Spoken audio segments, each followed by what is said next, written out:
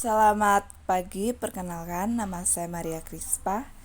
NIM saya 19104168884, jurusan Manajemen, mata kuliah Manajemen Pemasaran Internasional (NP).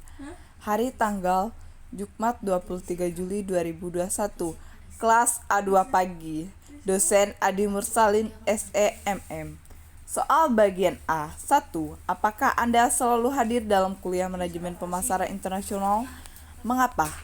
Ya, saya selalu hadir karena mata kuliah tersebut wajib diikuti. Soal kedua.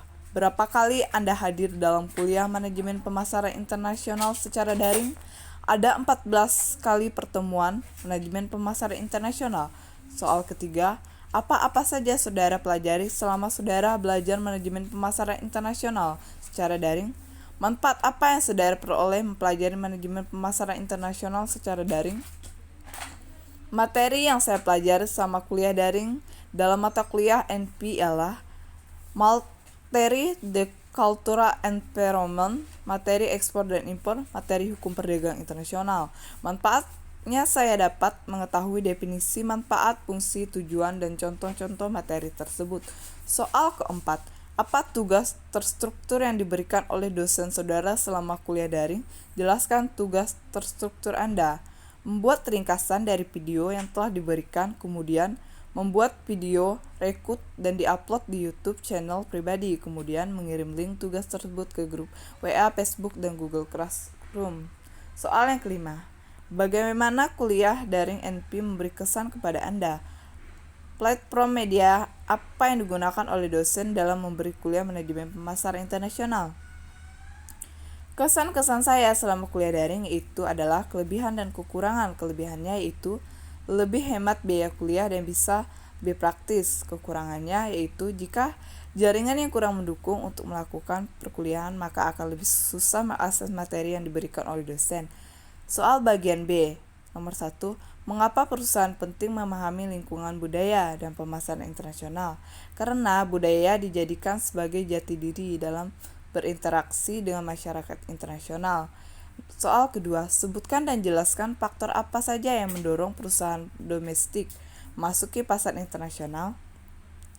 Yang pertama, pemanfaatan pengetahuan dan teknologi. Jika suatu negara mengandalkan dan memanfaatkan ilmu pengetahuan dan teknologi yang baik, tentu akan memperbanyak jumlah produksi barang atau jasa dengan mutu dan kualitas jauh lebih baik dibandingkan negara lainnya. Negara yang memanfaatkan pengetahuan dan teknologi pastinya akan memiliki sistem dan mesin produksi teknologi canggih dalam produksi barang atau jasa dalam jumlah besar dengan waktu yang singkat. Tentu hal ini akan menghemat biaya produksi yang juga efisien waktu. 2. Ketersediaan sumber daya alam yang berbeda. Faktor pendorong terjadinya perdagangan internasional selanjutnya adalah adanya perbedaan kekayaan sumber daya alam. Setiap negara pastinya memiliki perbedaan kondisi geografis yang menyebabkan terjadinya perbedaan kekayaan sumber daya alam. Karena itu, setiap negara memiliki variasi dalam memproduksi barang atau jasanya, tergantung dengan sumber daya alam yang dimiliki negara masing-masing. Ketiga, belanja berdasarkan tren dan gaya hidup. Tren dan gaya hidup juga bisa menjadi salah satu faktor yang mendorong terjadinya perdagangan sosial.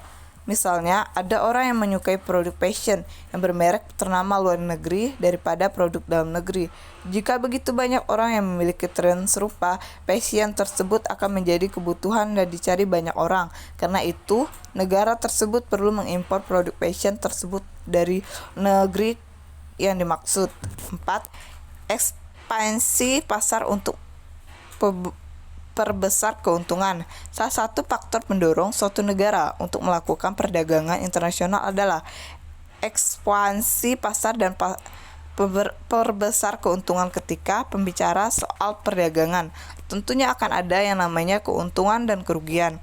Nah, pastinya keuntungan menjadi tujuan utama suatu negara melakukan perdagangan internasional. Jadi banyak produsen mengambil risiko untuk memproduksi banyak barang untuk diimpor atau diekspor ke negara lain agar nama dikenal dan tentunya mendapat keuntungan yang lebih baik. 5. Placement Nus produk yang dibuat suatu negara. Ada kalanya suatu negara melakukan produk barang tertentu secara besar-besaran karena adanya faktor lain yang mendukung sehingga menimbulkan kelebihan produk. Untuk menghindari kerugian dan kelebihan produk tersebut, para produsen di negara tersebut memilih untuk mengekspor barangnya ke sektor yang lebih luas, yaitu negara lain. Soal ketiga, apa saja yang menjadi hambatan dalam pemasaran internasional yang dilakukan dengan melalui ekspor ke negara tujuan? 1.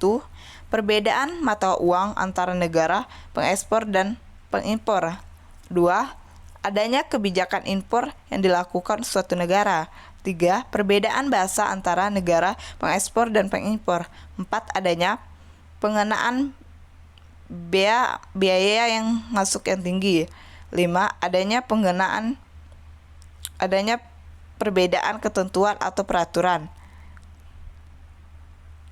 Keenam, adanya organisasi ekonomi yang mementingkan negara anggotanya. Ketujuh, proses dan prosedur ekspor impor yang panjang dan lama. 8. Adanya perang yang dialami suatu negara dan perompak. Soal keempat, mengapa perusahaan harus mempelajari segmentasi pasar suatu negara tujuan pemasaran internasional?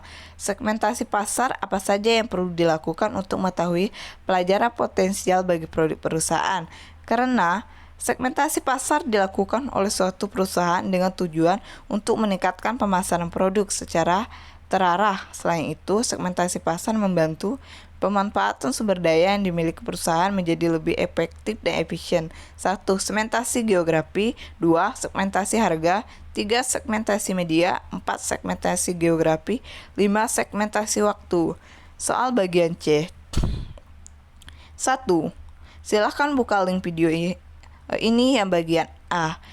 Judul video pemasaran internasional dan pemasaran global. Makna video istilah internasional global mengandung pengertian yang sama, sering dipertukarkan satu dengan yang lainnya, dan istilah tersebut sering dianggap sama artinya. Teori video ini membahas pengertian pemasaran internasional dan pemasaran global.